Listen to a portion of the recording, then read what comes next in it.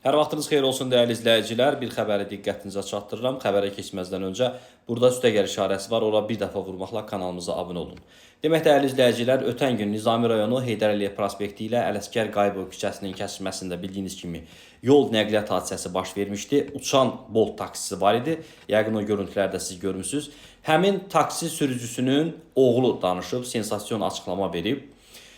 Xəbərə diqqət yetirək.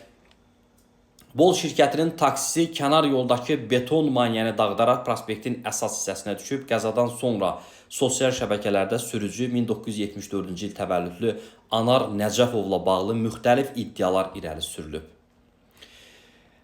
Savaş Media Azın əməkdaşı, sözü gedən avtomobilin sürücüsü Anar Nəcəfovun oğlu Elvir Nəcəfovla əlaqə saxlayıb. Deyib ki, atamın durumu çox ağırdı. Qəzadan sonra o Sabunçu xəstəxanasına yerləşdirilib. Hazırda başımız qarışıq olduğundan baş verənlərlə bağlı ətraflı məlumat verə bilməmişik. Amma bir şey deyim ki, atamla bağlı mətbuatda yayılan informasiyaların əksəriyyəti yalandır. Bolt şirkəti açıqlama yayıb ki, güya atamın idarə etdiyi avtomobilin buraxılış kartı 8 aprel tarixində ləğv olunub. Bu tamamilə yalandır. Eyni zamanda atamın avtomobili başqa şəxsin adından qeydiyyatdan keçirərək idarə etməsi ilə bağlı deyilənlər də həqiqət əks etdirmir.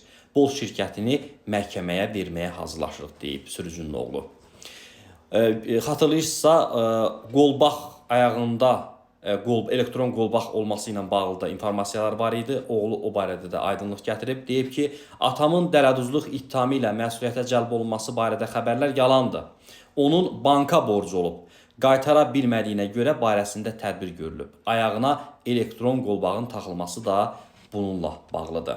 Qəzanın hansı səbəbdən baş verdiyinə gəlincə, Elvir Nəcəfov bunu atasının sağlamlıq problemi ilə əlaqələndirib. Deyib ki, atamın səhhətində ciddi problemlər var, onun tez-tez sudurqası tuturdu. Qəza anında da bu baş verib. Buna görə də idarə etməni itirib və məlum qəza baş verib.